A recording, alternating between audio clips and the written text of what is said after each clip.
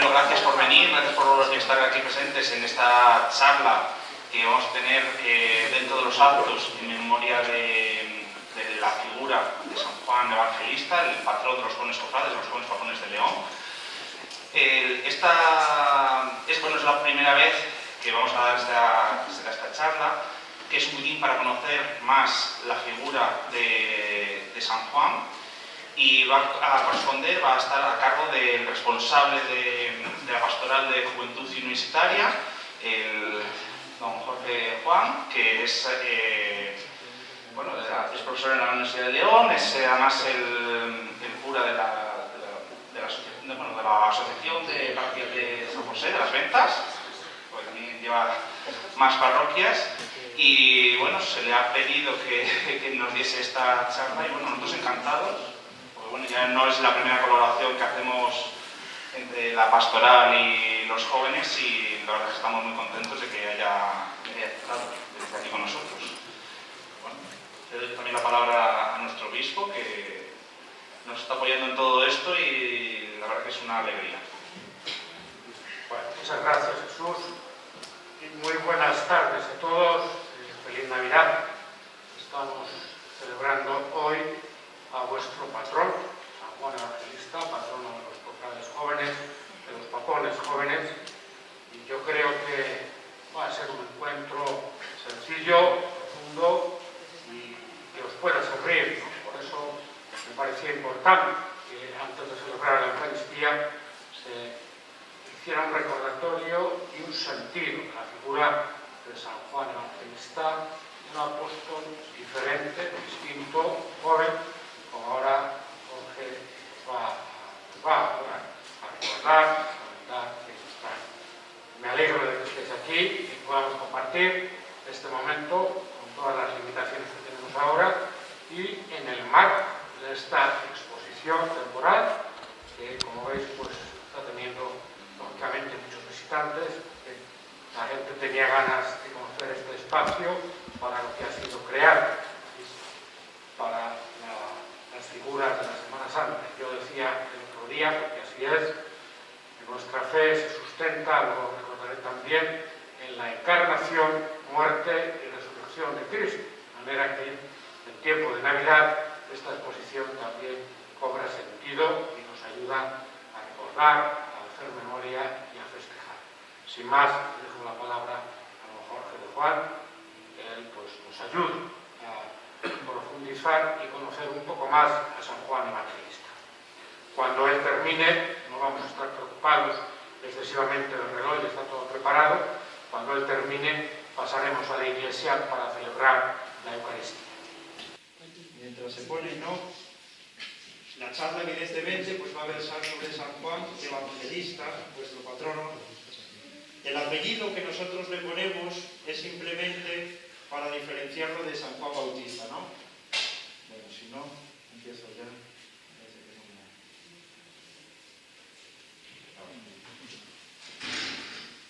Voy a estructurar esta sencilla reflexión en 3 puntos. En primer lugar, algunas pinceladas históricas sobre su vida.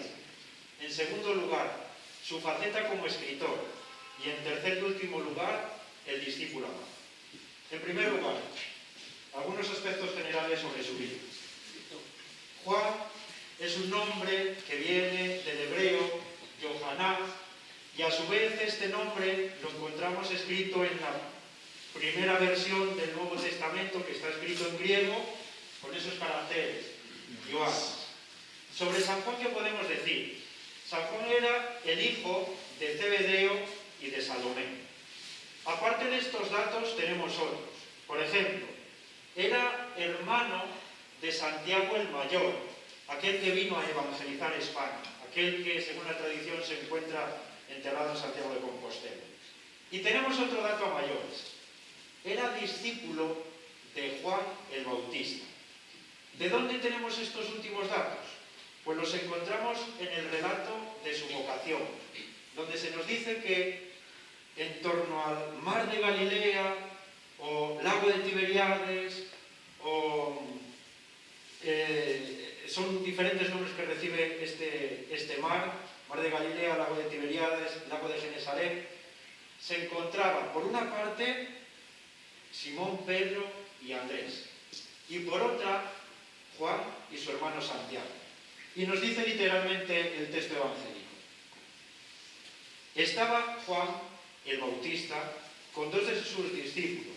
Al ver que Jesús pasaba, dijo: «Este es el Cordero de Dios». Al oír esto, los discípulos siguieron a Jesús. Jesús se vuelve y al ver que lo siguen les pregunta: «¿A quién buscas?». Le contestaron: «Maestro, ¿dónde vives?». Jesús les dijo: «Venid y lo veréis». Fueron y vieron dónde vivía. Era como las 4 de la tarde y se quedaron con él el resto del día. A raíz de este texto podemos sacar 2 datos o 2 conclusiones. En primer lugar, Juan formaba parte de una familia ciertamente acomodada, porque nos añade el texto: «Y Juan y su hermano Santiago dejaron a su padre Zebedeo, que estaba arreglando las redes, con el resto de sus jornaleros». Nos está diciendo que el padre tenía unas redes, que tenía una barca y que tenía jornaleros, signo de cierta posición económica, bueno, pues bastante solvente. Y en segundo lugar, y cosa importante, nos está diciendo que este día a Juan no se le olvidó, que supuso un cambio radical en su vida, porque años más tarde, cuando lo ponga por escrito, se va a seguir acordando de la hora. Eran como las 4 de la tarde. ¿Qué más sabemos sobre él? Bueno, se les conocía a estos 2 hermanos como los Boanerges, que se puede traducir como los hijos del trueno. Y respecto a este apodo que se lo puso el mismo Jesús, existen 2 hipótesis. En primer lugar, de la misma manera que a Simón le cambió el nombre y le dijo: «Tú eres Pedro», que viene del latín Petrus, que significa piedra, y quería simbolizar lo que, de alguna forma, el futuro que le esperaba en su ministerio, ¿no? Pedro se iba a convertir en la roca firme donde se iba a sentar la iglesia. Pedro, no olvidemos que fue el primer papa de la historia de la iglesia. Bueno, pues de la misma manera que le anticipa a Pedro lo que va a ser en su futuro el ministerio, podríamos decir que a Juan y a Santiago parece que también les está anticipando de alguna manera. No nos olvidemos de que jugaron un papel muy importante en la iglesia primitiva. San Pablo, cuando llega a Jerusalén, deja por escrito: «Y allí me encontré a Juan y a Santiago, pilares fundamentales de la iglesia de Jerusalén», nos dice. Una hipótesis. Otra.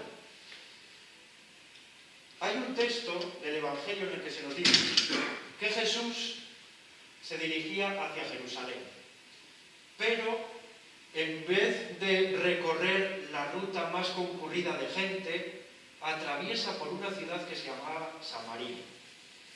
Desde tiempos remotos, los judíos y los samaritanos estaban enfrentados, porque se disputaban cuál era el mejor lugar para el culto. Los judíos decían que el templo, los samaritanos lo ponían en otro lugar alejado, en la montaña.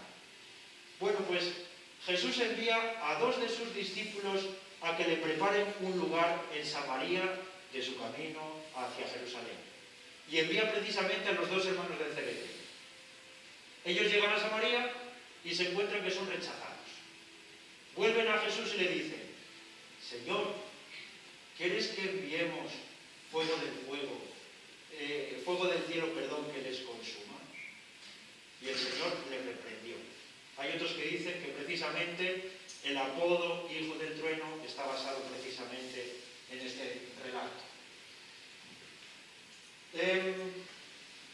Sobre San Juan tenemos pues ciertos datos que después vamos a desgranar, que nos dicen que permaneció a lo largo del ministerio de Jesús junto a él.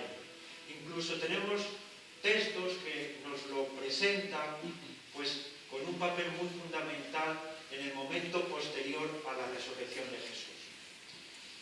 Si bien es cierto que desde que Jesús asciende al cielo encontramos un vacío grande en la vida de San Juan, hay un silencio, no encontramos ningún dato, hasta en el momento en el que la tradición, porque no existe nada escrito, La tradición dice que después de que María subiera al cielo, San Juan, que había cogido a María, se marcha a Éfeso a anunciar el Evangelio. En Éfeso resulta que San Juan, como todos los cristianos, es perseguido, en este caso por el emperador Domiciano. Es perseguido y sufre una especie de martirio en vida. Nos dice la tradición que fue arrojado en una olla con aceite hirviendo y que no murió. Y que todos los que estaban allí presentes, pues en ese momento, al presenciar pues tal gesto, pues se convirtieron. Puesto que no murió, lo desterraron a la isla de Patmos, en Grecia.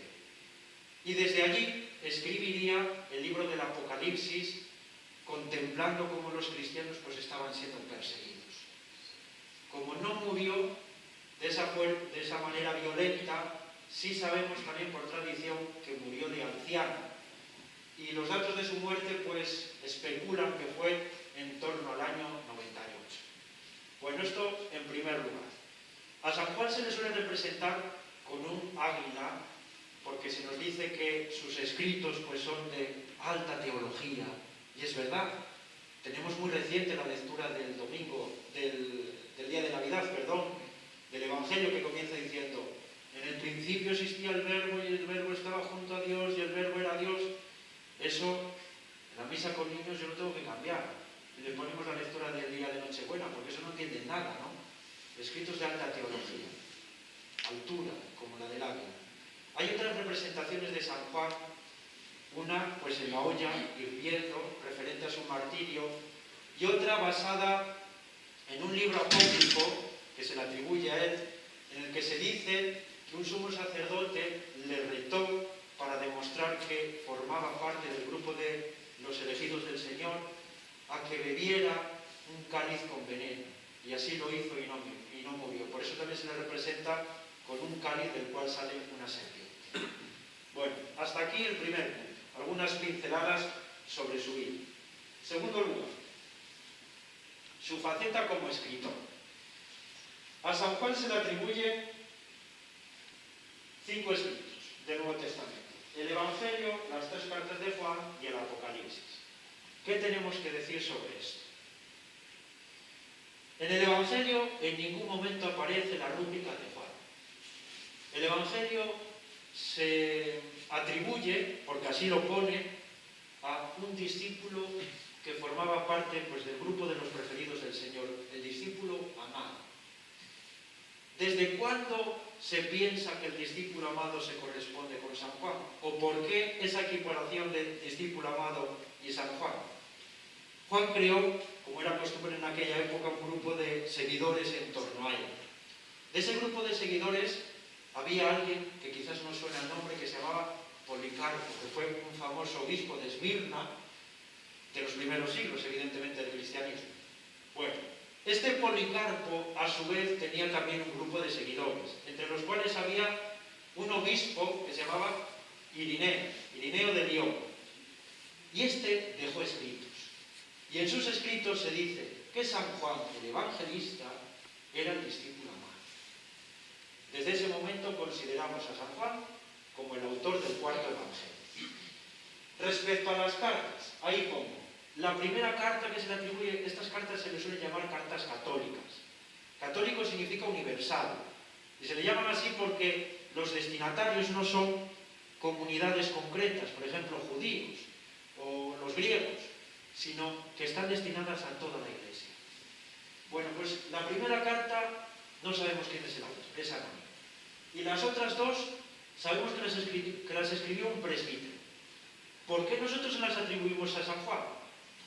Porque cuando comparamos el Evangelio con esas cartas, resulta que nos vamos a encontrar muchas similitudes en cuanto a términos, en cuanto a forma de escribir, sintaxis, etc.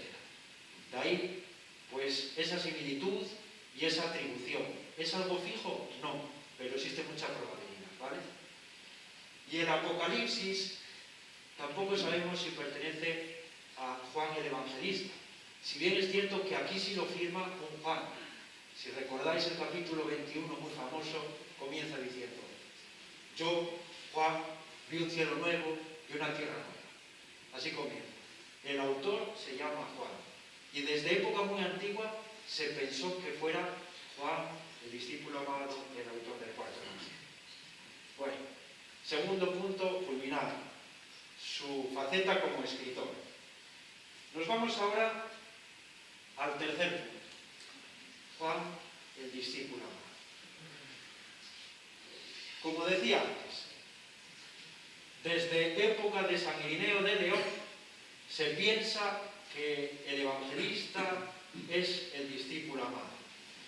El Evangelio dice, todo esto que aquí se escribe, al final del Evangelio, en el capítulo 21, forma parte del testimonio de aquel discípulo que Jesús amaba, el que en la cena se había recostado en su pecho y le había preguntado, Señor, ¿quién es el que te va a entregar? Esta expresión de discípulo amado, atribuida a sí mismo el autor del cuarto evangelio, aparece nada más y nada menos que en seis ocasiones en ese evangelio. Y efectivamente, tenía que ser alguien pues muy querido por el Señor. ¿Por qué? Fijaos. Está junto al Señor en un momento muy singular, en la resurrección de la hija de Jairo. Está junto al Señor en el monte Tabor, junto con Pedro y con Santiago, cuando el Señor se transfigura. De igual manera, Jueves Santo, después de la última cena, se marcha el Señor junto con 11 de sus discípulos al huerto de los olivos. Y allí se coge a tres, de nuevo a Pedro, a Santiago y a Juan, aquellos que habían estado con él en la transfiguración. Y les dice, velad y orad para no caer en la tentación. Esos tres discípulos, entre ellos Juan de nuevo. Es el único que permanece junto al Señor durante toda su pasión. Vemos como en el pretorio Pedro se marcha. Y es cuando recuerda pues esa negación, ¿no? Esa triple negación que hace del Señor. Y sin embargo se nos dice que permaneció junto al Señor, que permaneció en aquel entorno el discípulo más joven. Es una hipótesis. Creemos que fuera San Juan. Está junto a María, a los pies de la cruz. Y allí tiene pues lugar esa hermosa escena en la que Jesús, ya en su agonía, mira para María y le dice, Madre, ahora que yo me voy, ahí tienes a tu hijo. Y mira para el discípulo amado y le dice, ahí tienes a tu madre. Y dice la última versión de la Biblia que tenemos, la de la Conferencia Episcopal Española, dice, y desde aquel momento el discípulo la acogió como algo propio. Es lógico, lo que decíamos antes, que la tradición piense que en el momento en que María desaparece, que asciende al cielo, que es asunta al cielo, San Juan se marcha de Jerusalén hacia Éfeso. Es testigo privilegiado de la resurrección. María Magdalena es la primera que presencia la tumba vacía y ella se convierte en apóstol de los apóstoles porque ella marcha inmediatamente a dar comunicación de que el Señor ha resucitado. ¿Y a quiénes fue a los primeros que le comunicó esta gran noticia? A Pedro y a Juan. Y los dos son los que corren hacia la tumba vacía. Si bien el primero en entrar es Pedro. Y después lo encontramos también en la pesca milagrosa, en aquel momento en el que tienen miedo porque piensan que se va a hundir la barca y se aparece el Señor. Allí también Juan es de los pocos que presencia al Señor ya pues resucitado. Hay otra escena que no lo he añadido, que es también graciosa, en la que el Señor está junto a Pedro, resucitado ya el Señor, y le revela cómo va a morir. Y Pedro, que ve detrás de él a Juan, le dice, ¿y este? Y le dice, ¿y si yo quiero que este permanezca hasta el final de los tiempos? Tú sígueme, le dice a él. En aquel momento hubo una especie de leyenda que se pensaba que Juan iba a ser inmortal. Esto nos lo dicen pues algunos textos de aquella época, ¿no? Por esto mismo, porque el Señor dijo, y si yo quiero que este permanezca hasta el final de los tiempos, hasta mi segunda venida, discípulo amado es este. Hay algunos autores, algunos exégetas. Un exégeta es un experto pues, en estudiar la Biblia.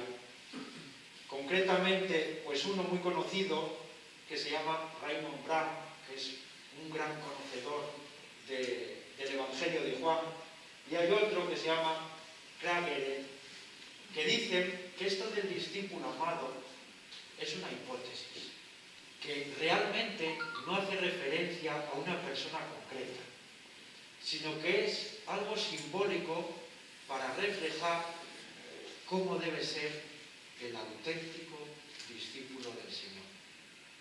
Y en este momento yo pienso, puesto que estáis celebrando vuestro patrón, discípulo amado, modelo de discípulo, que es así como se titula la charla que os estoy dando, ¿no? Y encuentro varias similitudes entre San Juan el Evangelista, vuestro patrono, y vosotros. Vosotros sois testigos también privilegiados del amor de Dios. Vosotros formáis parte de un grupo que tiene la fe como algo singular en su vida. Formáis parte de una asociación pública de fieles que se llama, ¿no? Eso son las cofradías. En segundo lugar, vosotros permanecéis junto al Señor a lo largo de toda su pasión.